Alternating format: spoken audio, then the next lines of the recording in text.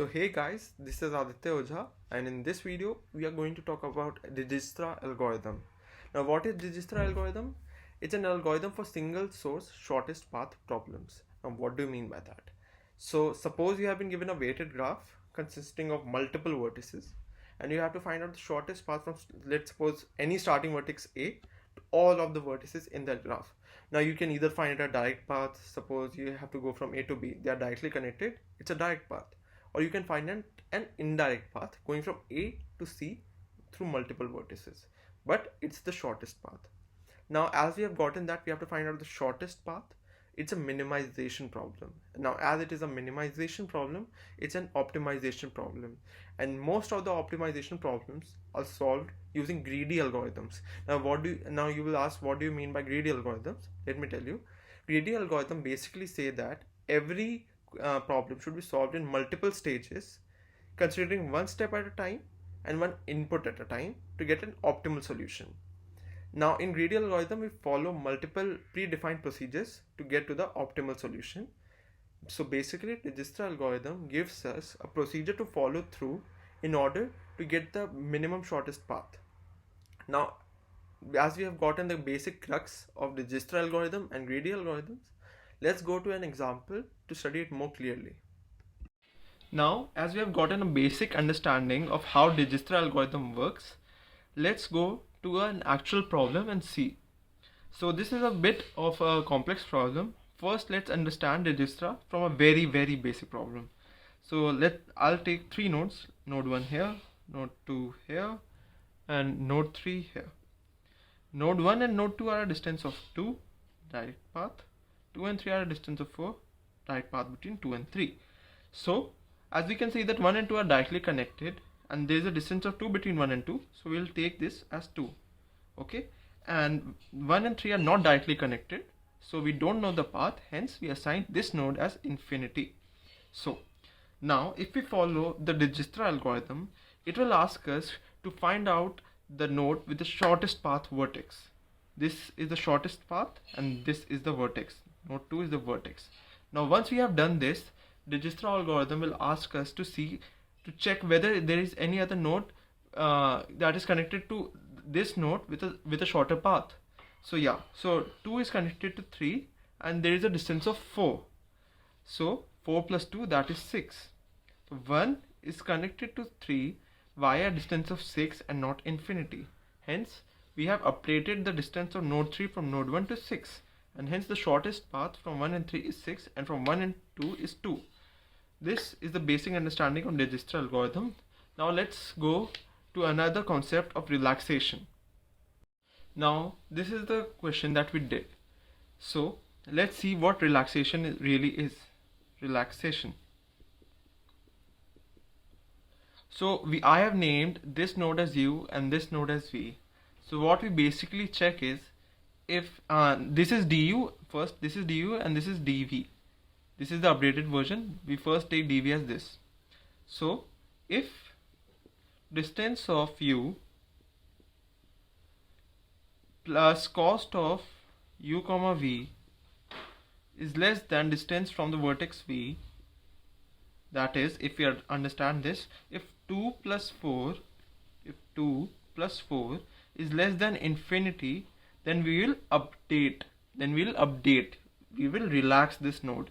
We'll cross out infinity and we will update. What we will update? We will update this, that distance of vertex v is equal to distance of u plus cost of u comma v. Are we clear about this? That's what we did here. We crossed out infinity and we put it as 6. So this is relaxation. So we will relax after we have selected the shortest path vertex. We relax each and every node connected to that vertex through relaxation. So this formula, we'll check each and every vertex. Now once we have understood the basic formula of relaxation, the basic idea of Dijkstra, let's go to the main problem I showed you in the first part. So here we have the problem that we are going to solve using Dijkstra algorithm. So in any graph, before starting anything, we first find out a starting vertex. Let's take 1 as our starting vertex. Okay, now once we have done that, we have to find out the distances from this to all this. So first we will find out we'll first write this, okay? As 1 and 2 are directly connected, this will cost us a distance of 2. 1 and 3 are directly connected, it will cost us 4. 1 and 4, they are not directly connected, so we'll take it as infinity. 1 and 5 are not directly connected, hence we'll take it infinity. 1 and 6 are not directly connected, we'll take it infinity. Now out of all these distances, we'll find the vertex with the shortest path. Now let's see all the distances. We have 2, we have 4, we have infinity, we have infinity, we have infinity. Clearly we can see that our shortest path is 2. Now we'll see if there are any vertices to relax. So there are 2 vertices that are directly connected to 2, that is the vertex 4 and vertex 3. Let's first check about between vertex 2 and vertex 3. So we can see if 2 plus 1 is 3, from the formula of relaxation, 2 plus 1 is less than 4. Yeah, so we'll update it. We'll take it as 3. And between vertex 2 and 4, we can see that 9 is obviously less than infinity. So we'll update it as 9. Now, once we have done this, we'll again check for relaxation. So we'll see the first find out the minimum vertex with the minimum shortest path. So 3, infinity, infinity, 9. We can easily see 3 is the shortest vertex. So we take out 3 and see what are the directly. This is not directly connected. 3 and 5 are directly connected. And what happens? 3 and 3, that is 6. So we keep it as 3 and 3. 3 plus 3, 6 is obviously less than infinity. So we put it as 6. Now, out of 6, 9 and infinity, the shortest vertex is obviously 6. We'll take it 5. Now we again apply Dijkstra algorithm. We see whether there is any other shortest path. Between 5 and 4, 6 plus 2 is obviously less than 9. That is 8 less than 9. So we'll update it as 8. And between this, 6 plus 5 is obviously less than infinity. So we'll update it as 11. Now we have also done this. So between 8 and 11, the shortest path is 4. So we'll take 4. Now we'll again apply Dijkstra and see whether it's correct or not. The 8 plus 1, that is 9. Is 9 less than 11? Yes, it's less than 11. So we'll update it to 9. So hence we have applied the Dijkstra algorithm to all of the vertices and we have found the minimum distances. We can see that 1 is at a distance of 2 from node 2, 3 from node 3, 6 from node 5, 8 from node 4, 9 from node 6. We can even write a table like this with our distances V, that is nodes 2, 3, 4, 5 and 6 and the DVs. That is node 2 is at a distance 2, node 3 is at a distance 3, node 4 is at a distance 8, node 5 is at a distance 6 and node 6 is at a distance 9. This is our Dijkstra algorithm applied on a bigger problem. I hope you understand it. Let's move to our further topics. Now let's see about the time complexity of the last question. So we are finding out the shortest path for n vertices. Okay, and let's see, and during doing that we are relaxing each and every vertex connected to the shortest vertex.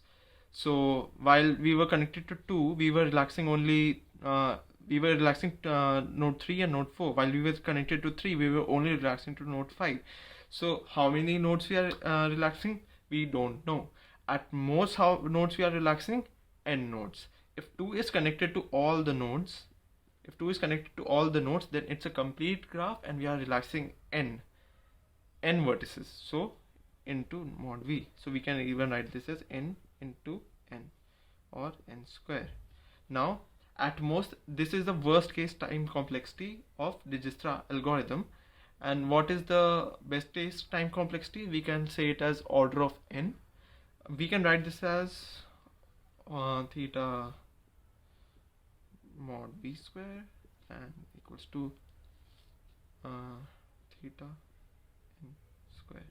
Now one thing to keep in mind while using Dijkstra algorithm is that it does not work for negative weighted graphs.